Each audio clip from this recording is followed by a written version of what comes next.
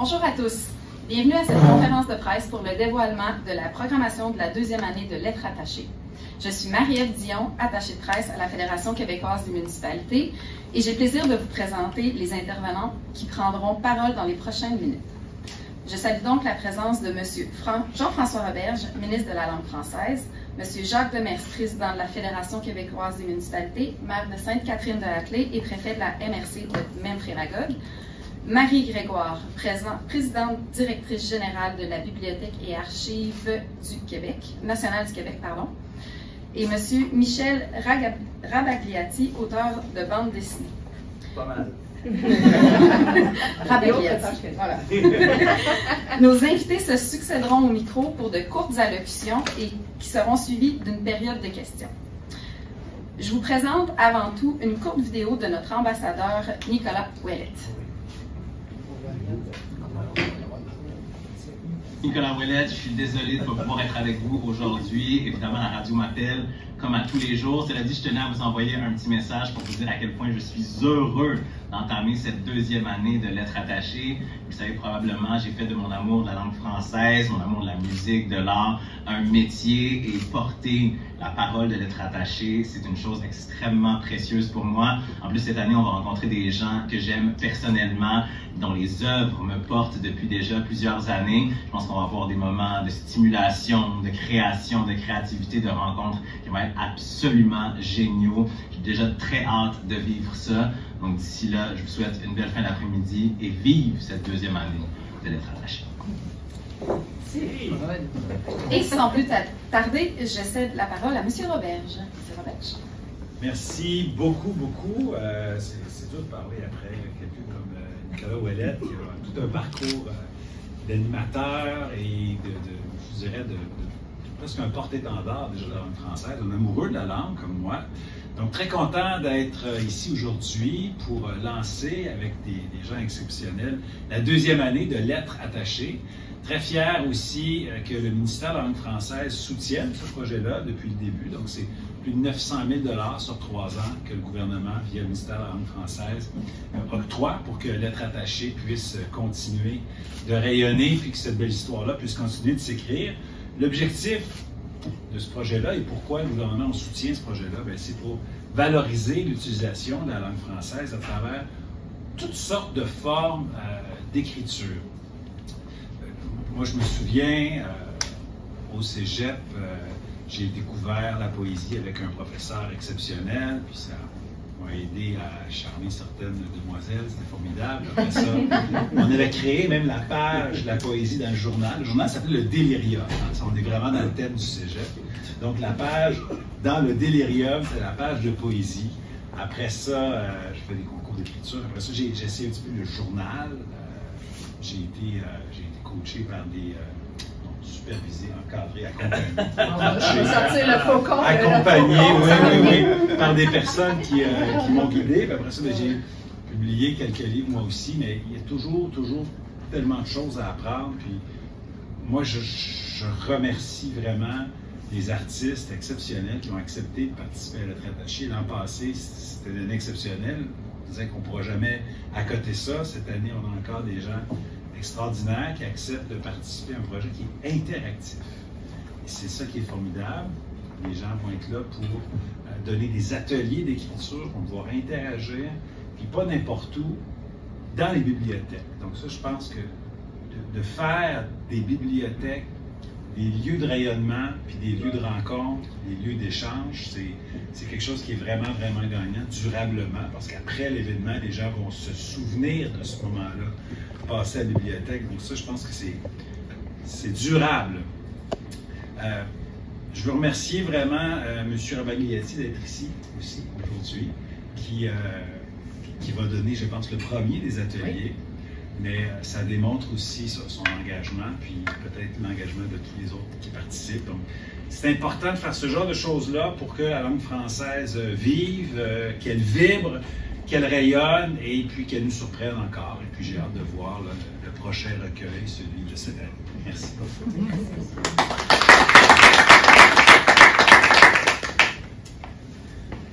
Merci beaucoup. Bonjour tout le monde. C'est une fierté d'être entouré, moi, des gens qui sont autour de moi pour parler de notre langue. Je ne suis pas un spécialiste de cette langue-là, c'est pas moi qui la parle le mieux, c'est pas moi qui l'écris le mieux, mais j'apprécie les gens qui le font. Puis d'être entouré de ces personnes-là, de voir à quel point ça fait partie de notre culture, de nos racines, c'est porteur pour chacune des régions, avec parfois des accents différents d'un endroit à l'autre, mais de pouvoir faire le tour des 17 régions pour faire ça, puis le faire avec des artistes qui la connaissent si bien, puis qui l'expriment, bien, ça pour moi c'est extraordinaire.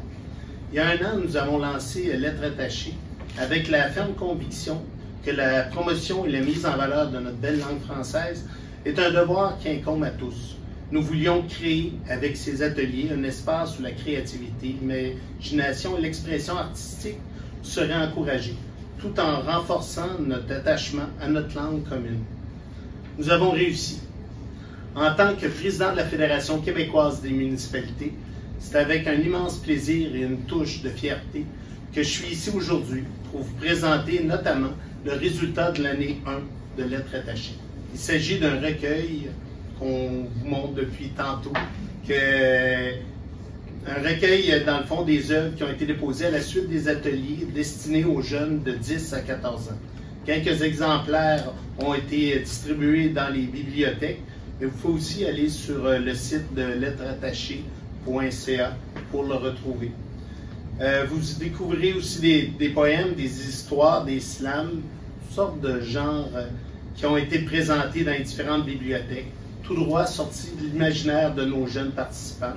Je peux vous confirmer qu'ils étaient assez épatants et talentueux, c'était incroyable.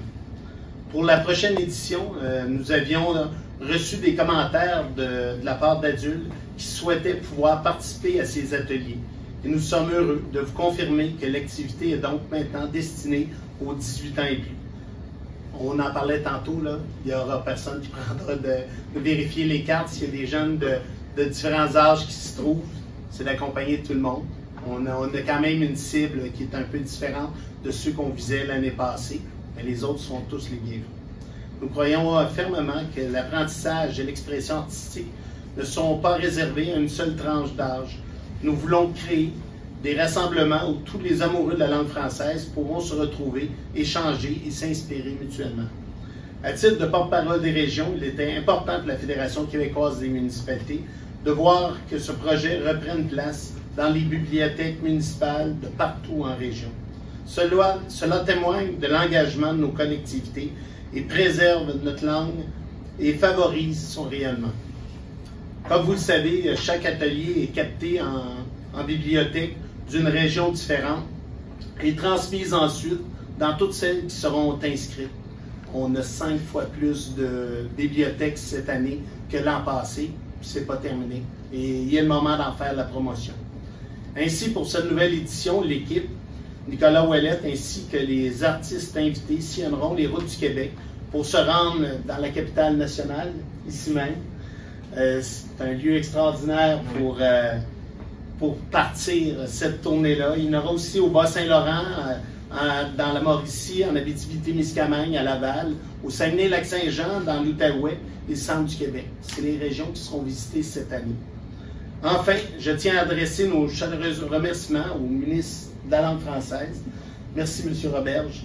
L'aide financière qui fait avancer ce projet-là, on est sur la 2e année de 3. Je pense qu'il fait vraiment la différence.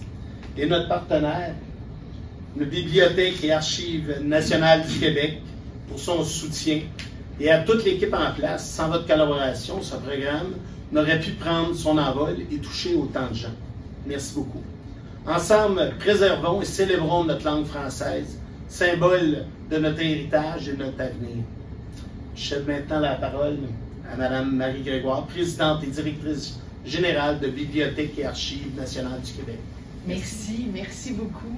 Moi, je suis très contente d'être là. Je m'en venais un peu le cœur léger tantôt en me disant une 2e année pour Lettres attachées, c'est pas rien quand on sait que c'est un peu une histoire de fou. Hein? Quand on décide de partir des projets comme ceux-là, d'aller rencontrer les élus, leur demander leur appui, on s'est dit, hein, comme, est-ce que ça va finir par fonctionner?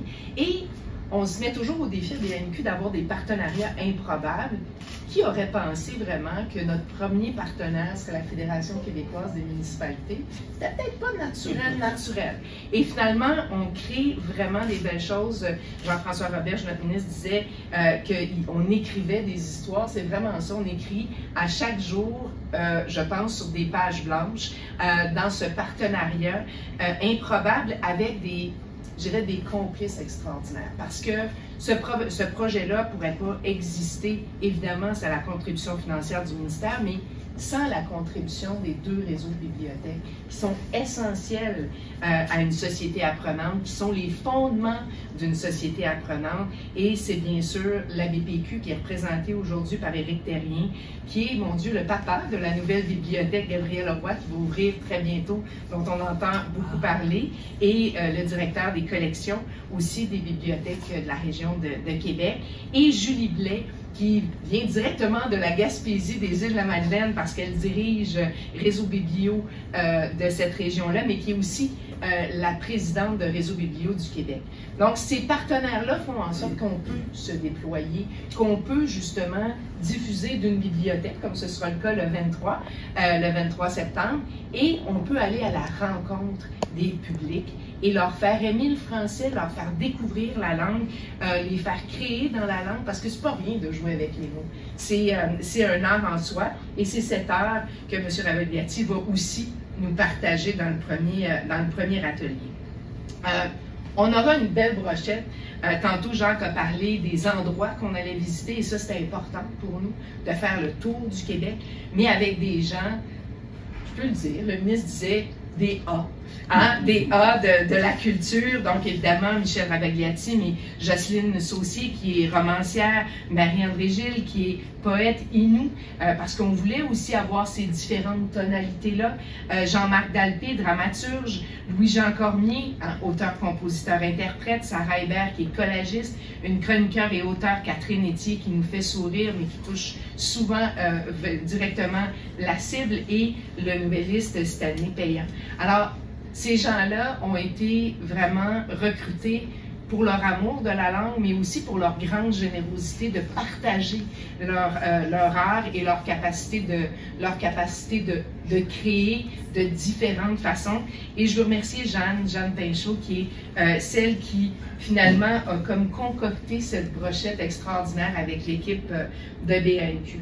Jean qui a fait référence, l'an 1 a été un succès pour nous. Il fallait mettre en place le mécanisme et ça a bien fonctionné. Et maintenant, ben, on est rendu à plus d'une centaine de bibliothèques inscrites et je pense qu'avec l'annonce d'aujourd'hui, il y en aura d'autres. Et surtout, il y en aura d'autres parce qu'on a une vidéo de programmation et je pense que ça va en convaincre certains. Ici Nicolas Ouellette, ambassadeur du projet d'atelier d'écriture Lettres attachées qui vise à valoriser la langue française. Dans les prochains mois, je vais avoir le bonheur de sillonner le Québec pour aller à la rencontre de 8 artistes d'horizons variés. Ces entretiens vont aussi être diffusés en direct dans des dizaines de bibliothèques publiques québécoises. Alors d'où que vous soyez, vous allez pouvoir recevoir les conseils de création des artistes, créer votre propre œuvre et la soumettre à notre concours pour gagner un prix. En participant aux ateliers, vous courez aussi la chance de remporter une carte cadeau échangeable dans une librairie du réseau Les Libraires ou sur leslibraires.ca. Inscrivez-vous dès maintenant auprès de votre bibliothèque et visitez notre site web pour consulter la liste des bibliothèques participantes. J'ai hâte d'échanger avec vous. Nous aussi, on a vraiment hâte, puis je sais que c'était pas supposé, mais moi, je vais quand même vous présenter. J'ai décidé ça, oui, parce que je trouvais ça le fun de savoir que vous étiez allé à l'école Antoine de Saint-Exupéry, parce que je me suis dit, c'est peut-être ça qui a mis la table pour que vous donniez, pas le petit prince, mais le grand prince de la BD du Québec. Oui, oui, vraiment, parce que avec votre série, évidemment, Paul, avec le rayonnement, tous les prix que vous avez gagnés, entre autres à Angoulême, qui a ouvert la porte, vous avez fait découvrir une forme d'art que les Québécois apprivoisaient, mais par la Belgique.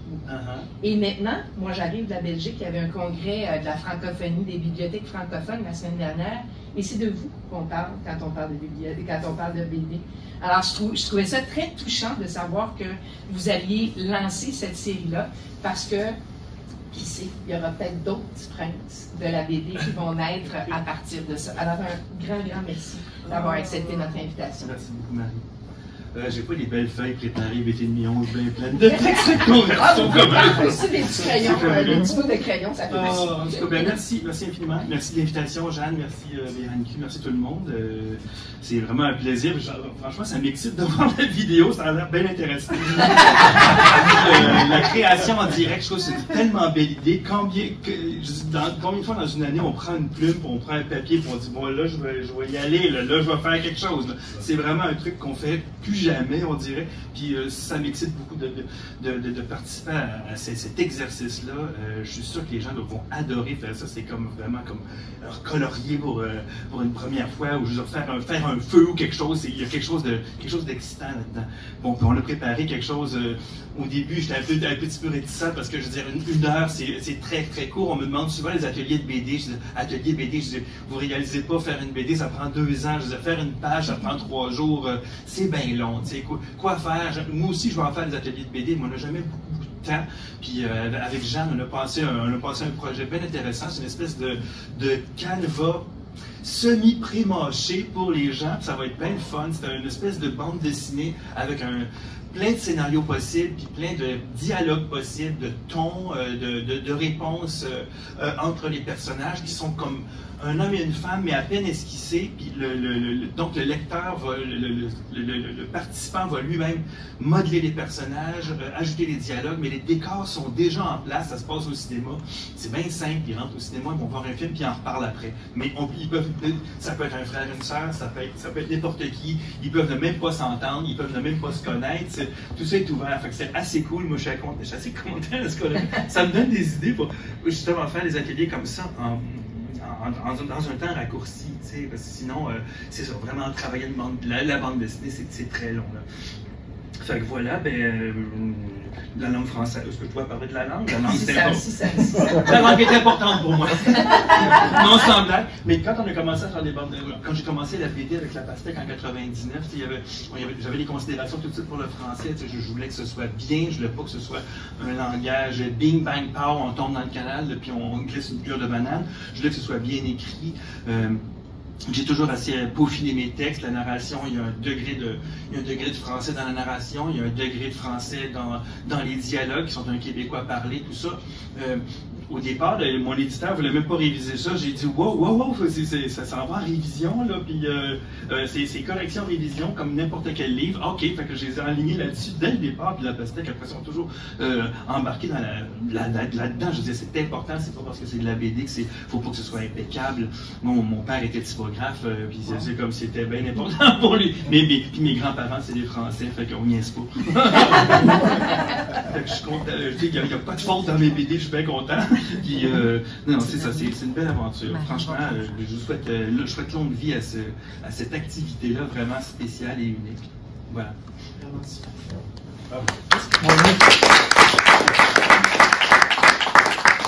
Michel faisait référence à la courte vidéo, puis comme je pense qu'on a fait référence au livre et tout ça, je veux remercier l'équipe de la FQM.